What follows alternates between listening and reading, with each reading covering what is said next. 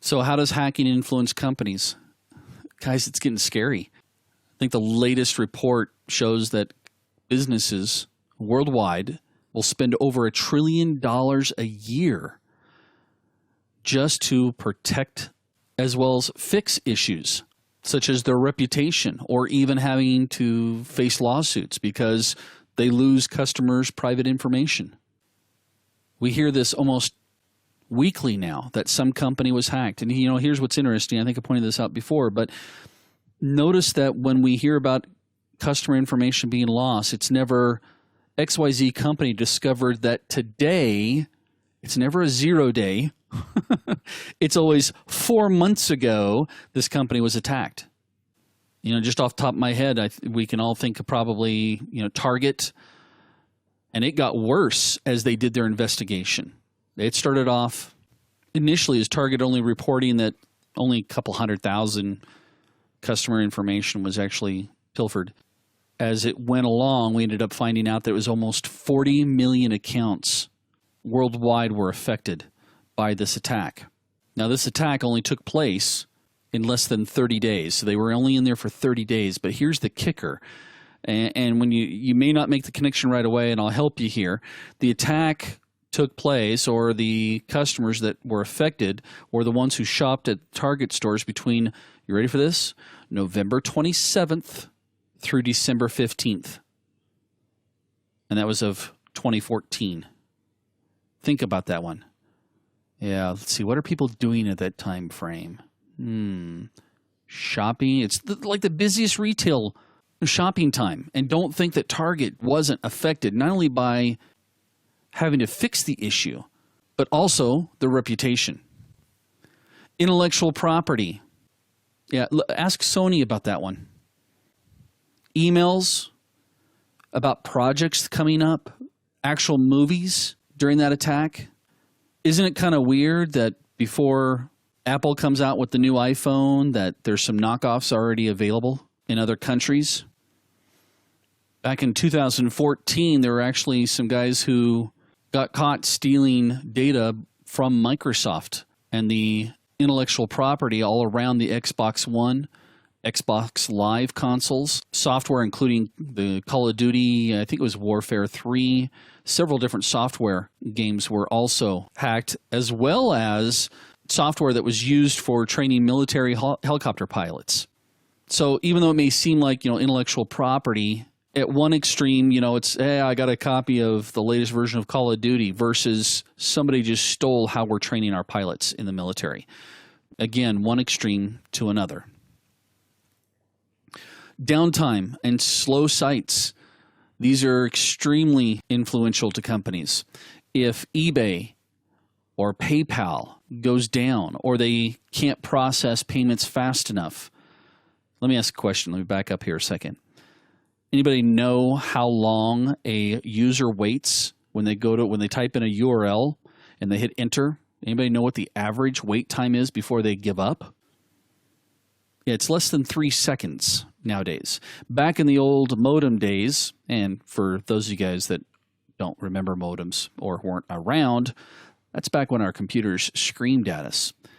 It was 8 minutes, especially when it comes to dealing with collaboration. We are so used to, and society is getting so used to, this instant collaboration environment where we have things on the cloud. We have the ability to attend video conferences where we can see people and interact with them live. You don't think GoToMeeting would be affected financially or be influenced if hackers made it so that their technology acted very slow? Actually, I've been in classes where using, I won't say which company it was, but where I was using a virtualized environment where my students were attending remotely, and the company that provided that technology for us did come under a DOS attack as I was teaching, and it resulted in my students being cut off or not able to hear or see or to participate. Now think of the ramifications all around. Not only did that particular company have issues, but now we have employees who are supposed to be attending training. There's costs associated to that. They missed out on that training. It just continues to snowball. I had to go and spend extra time catching the students up. Well, that was time that the training center had to pay me for. So there's always the snowball effect, which gets us into lost revenue. There's a famous case among security folks that we know of, which was kind of interesting because I didn't hear a lot of this on the news to the general user, and it's probably because of the reputation issue. But back in 2013, there was a massive theft. And when I say massive, I'm talking $900 million was stolen from over 100 banks worldwide. How they actually caught it is an ATM machine I think it was in Russia, started actually dispensing cash at random times throughout the day. And there would be like nobody at the ATM, just people would be walking by and they'd start shooting out cash. What had happened is that the attackers had put some malware into the bank's computer systems, and it had been sitting there for months, and it was sending back video feeds and images that helped the attackers with giving them tons of information of how the bank actually worked, their daily activities, their daily routines. And guess how they got the malware in? Yeah, it started with just a phishing campaign.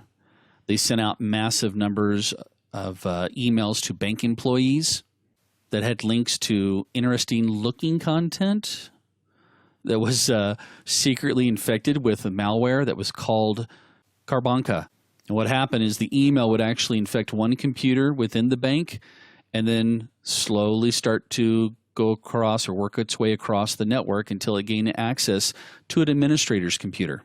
And once it got there, it actually went through and started recording keystrokes and took screenshots of the activities of the administrators. Now, again, once they were able to see the bank's procedures, the attackers were then able to go through and just steal by transferring money into fraudulent bank accounts. And then they used e-payment systems to spend the money to fraudulent accounts overseas and direct ATMs to start dispensing, cash at set times. That just gives you a taste of what can happen with financial information.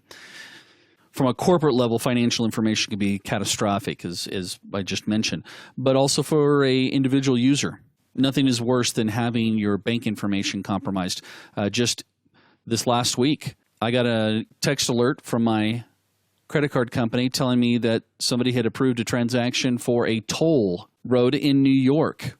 Well, I don't live anywhere near New York, and I haven't been to New York, and it was only for $7.10. Because I'm really paranoid, I immediately called on the transaction to find out what was going on. And what hackers do or attackers do is they will actually go through when it comes to financial. They'll try doing just a small withdrawal to see if it works or to see if it'll be caught. And then later they'll go through and deploy a bigger attack. And that was the case. Somebody was testing to see if they could withdraw money from my account. I don't think they were picking on me per se. I think they were just doing random accounts. I don't know. Maybe they are picking on me. Maybe I should stop recording. I'm kidding. The reputation, this also influences the company. As I mentioned before, when we look at the attack that took place with Target, as well as the attack that took place with Sony, obviously reputations were hurt, which then again also results in a loss of business. And this affects everyone. Any company that gets attacked. Trust me, Sony had a loss. The hospital here in my neck of the woods I told you about earlier, they experienced a loss. And that's why we see companies being more proactive instead of reactive. The example of my credit card company, I've actually set it up so that anytime there is a transaction on my credit card, I get a text message. That's being extremely proactive. I know it gets annoying for me to get those texts, but trust me, I'm glad they have that service, because if I had a credit card company that didn't alert me or didn't give me that option, I'd probably go to a different credit card company. And when you think of the example of the other Sony attack, which affected the Sony PlayStation Network or the Sony Network, that killed the ability to play and actually run applications during the Christmas holiday season, don't tell me that Sony didn't have a loss of business during that time frame.